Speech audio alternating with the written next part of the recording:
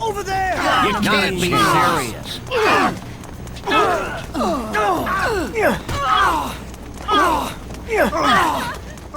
Welcome to MojoPlays, and today we're going to anger at least one person with every entry by looking at 10 great games that have aged badly. For this list, we're analysing games that were outstanding when they first dropped, that are incredibly difficult to return to in 2023 because of outdated visual, gameplay, and content elements. Do you agree with any of these entries? Let us know in the comments below, and please don't beat me up, I bruise easily. Before we continue, we publish content all week long, so be sure to subscribe and ring the bell to get notified of our latest videos. Resident Evil 4. Where's everyone going? Bingo?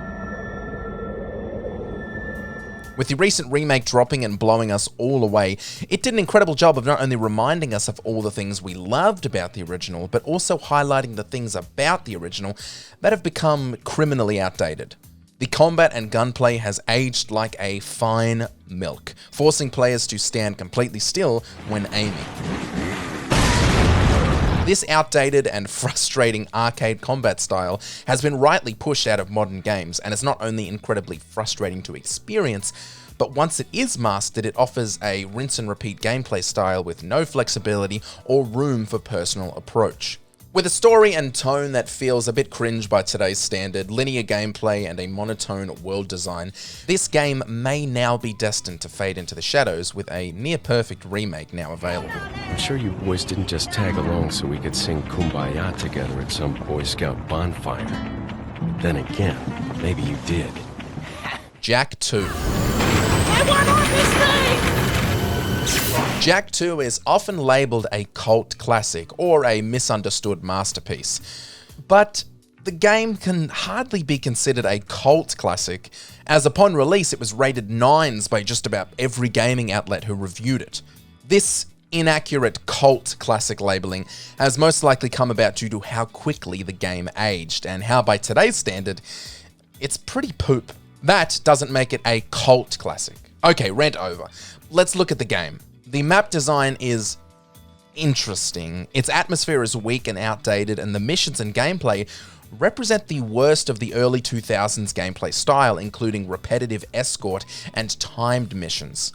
The plot and story, whilst possibly cool at the time, are a little too edgelordy and two-dimensional in 2023. The difficulty balance is embarrassingly varied, with the most difficult parts being due to bad game design rather than genuinely tricky gameplay. I genuinely didn't mean to rip this game apart so bad, it kinda just happened. Daxter's still funny though. Everyone wants a piece of me. Oh well. Lucky for you, there's plenty to go around. Assassin's Creed. Information? I'm a bartender, for Christ's sakes. Funnily enough, it seems more often than not that the 7th generation of console games have the hardest time aging gracefully. There are N64 games that have aged better than most PS3 and Xbox 360 games. The turn for this generation of hardware was heavy for graphical capabilities, but for games like Assassin's Creed, the fact that they still look so nice today only magnifies their weaker qualities. For the layman, the fact that these games still look modern makes them harder to forgive when the gameplay is outdated. The map and combat of Assassin's Creed is so flat and boring that it makes the two main features of the game, traversal and fighting, get really old really quickly.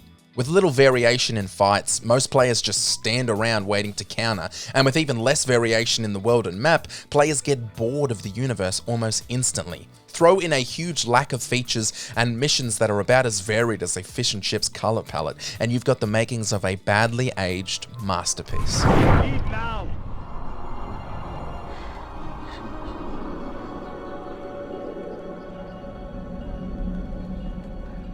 Tomb Raider.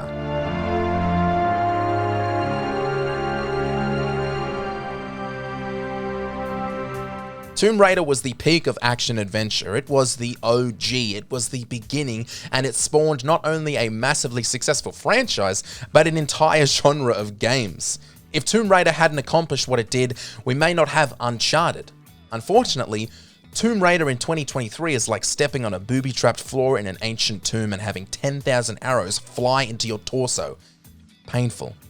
The game's graphics are not easy to look at. In fact, they weren't even that good for 1996, with games like Crash Bandicoot, Mario 64, and Resident Evil coming out at the same time. The gameplay and the way the player moved Lara Croft around the world was wildly counterintuitive. We understand we were turning a corner in game development, and devs were still trying to work out how to make models move through 3D environments fluidly, but the difficulty of the terrain mixed with the player's controls made for a very hard game that was often only hard because of the controls.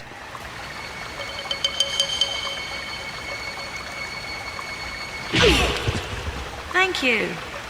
I will. System Shock 2. You're on board the Starship Von Braun and something's gone very, very wrong. Some kind of force has hijacked this ship. The immersive sim genre owes a lot to System Shock 2.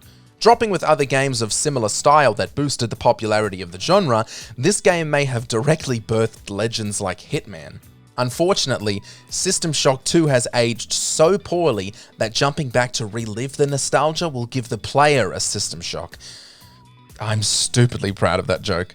The idea of having the player not be able to rely on guns is a mechanic that's a good idea, but pushing the player so far away from guns with the most fragile weapons in gaming history and incredibly scarce ammo meant guns weren't a rare commodity, they were just a pain in the ass. The tutorial does not set up the game correctly or explain some of the more important factors that players will experience, like classes and exploration, and the story drags on and on to an excruciating point. Chuck in a bad map with an abusive amount of backtracking, and you have an entry that could fill its own top 10 list. Pokemon Red and Blue. Before you follow me to my car in a dimly lit car park and kick my head in, remember this is about great games that have aged badly, and no one can deny that the OG Pokemon games are great. They also have a few core issues that haven't aged perfectly. Let's talk about it. We could spend all day talking about how slow these games are and how much of a drag they are on the original Game Boy, but ironically, we'd be here all day. The game features next to no post-game content. The movesets can be very average, the inventory is beyond a joke compared to later entries, and quite frankly, some of the Pokemon designs are really, really bad, and not just chubby Pikachu. The game was filled to the brim with glitches and bugs that could fill a novel, and psychic Pokemon were so overpowered it became a joke.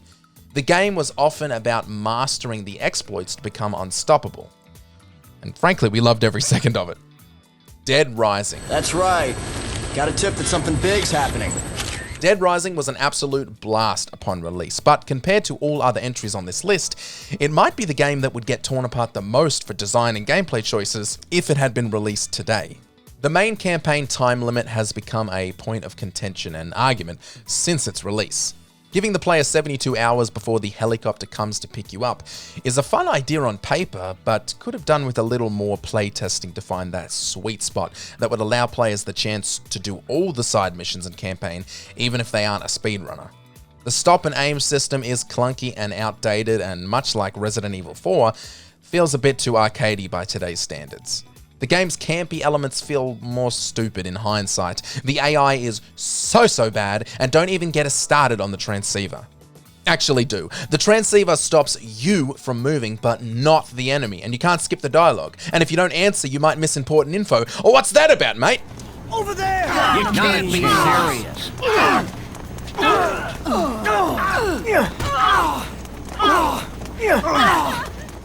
Turok Dinosaur Hunter.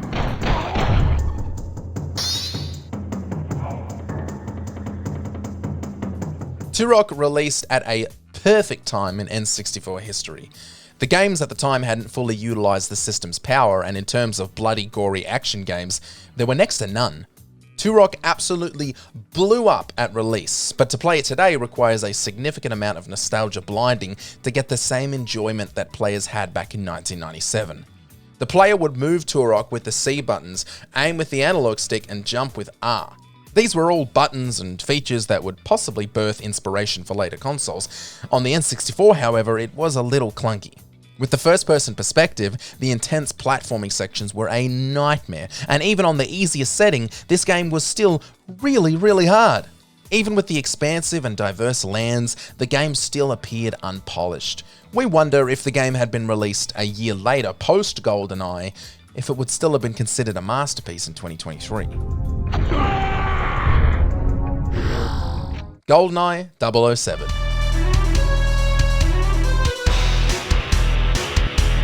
Speak of the devil, GoldenEye was the third highest selling N64 game of all time. It's undeniable that returning to GoldenEye in 2023 with 4 mates is especially fun, but if you aren't in your 30s, it probably isn't that fun. With only one joystick and an A and B button, it can be incredibly painful aiming efficiently, especially when the FPS model has been so vastly improved upon. When playing a 4-player match of GoldenEye, the frame rate can drop as low as 5 to 7 frames per second during heated combat moments, which is wild by today's standards.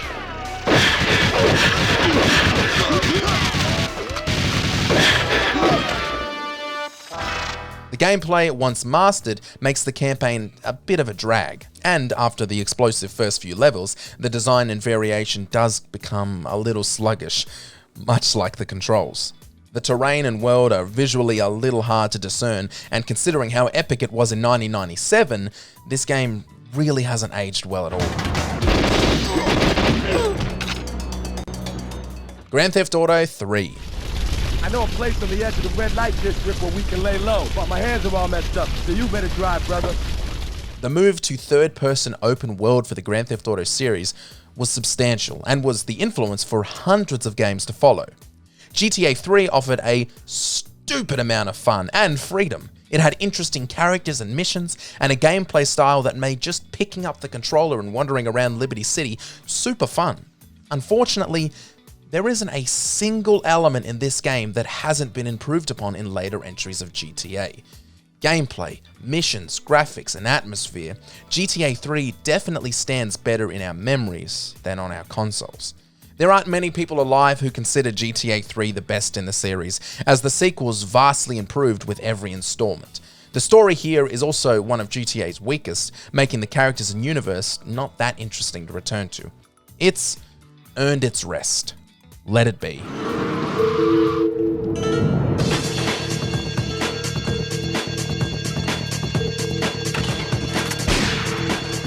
Did you enjoy this video? Check out these other clips from MojoPlays and be sure to subscribe and ring the bell to be notified of our latest videos.